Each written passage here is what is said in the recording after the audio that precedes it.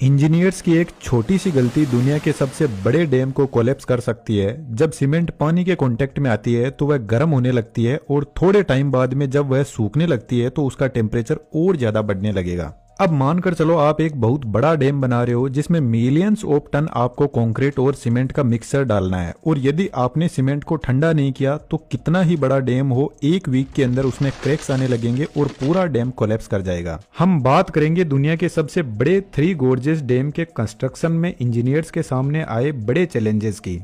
यह डैम चीन में यंगटजे रिवर पे बना हुआ है। 2012 में यह डैम पूरा फंक्शनल हो गया और चीन ने इस डैम को बहुत ही डीप इंजीनियरिंग के साथ में बनाया, जिसकी वजह से इस डैम की एज लगभग 10,000 साल बताई जा रही है।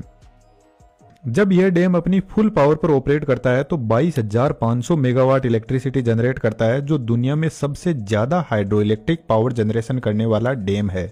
इस डैम की टोटल लेंथ 2.33 किलोमीटर है, जिसमें पावर जनरेशन के लिए 32 जनरेटर लगे हुए हैं और 2 एक्स्ट्रा जनरेटर जो डैम को लोकल लेवल पर सप्लाई करते हैं। सबसे पहले हम बात करते हैं डैम के कंस्ट्रक्शन की। जब हम एक रनिंग रिवर पर डैम बनाते हैं तो जरूरी है कि पानी से बचा जाए। यदि कोई छोटी रिवर है तो पानी को साइड से डाइवर्ट किया जाता है और कोफर डैम बनाया जाता है। कोफर डैम इस एरिया के पानी को पूरी तरीके से रोक देगा, जिसकी वजह से यह एरिया ड्राई होने लगेगा और यहाँ पर डैम का कंस्ट्रक्शन स्टार्ट किया जा सकता है।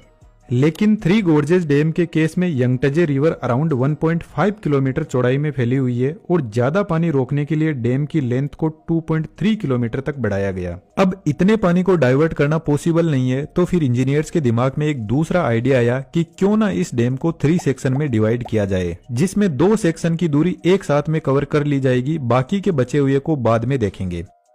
तो बेसिकली इंजीनियर्स ने एक टेम्परेरी डैम बनाया जिसको कोफर डैम बोलते हैं। कोफर डैम को बनाने के लिए यहाँ पर मिट्टी पत्थर डालना स्टार्ट किया गया और साथ में बड़े बड़े स्टील के बॉक्स में पत्थर के टुकड़ों को डालकर पानी को रोका गया। इस डैम को और ज्यादा मजबूती देने के लिए सीमेंट कंक्रीट से कवर किया गया, क्योंकि इस रिवर का पहले का भी रिकॉर्ड है, यहाँ पर फ्लडिंग जैसी सिचुएशन होती रहती है, तो कहीं डैम के कंस्ट्रक्शन के बीच में यह सब कुछ बहा के न ले जाए। कोफर डैम बनाने के बाद में रिवर बेड की खुदाई स्टार्ट की गई। यह काम तब तक किया गया जब तक बेडरॉक की लेयर न मिल जाए। लगभग 40 से 50 मीटर की डेप्थ में बेडरॉक की लेयर मिली। अब बेडरॉक की लेयर तो मिल गई, लेकिन फाउंडेशन को अर्थक्वेक से बचाना जरूरी है, क्योंकि अर्थक्वेक की वजह से यदि फाउंडेशन में क्रैक्स जनरेट हुए तो वाटर सीपेज होना स्टार्ट हो जाएगा और पूरा ब्रिज कोलैप्स कर सकता है।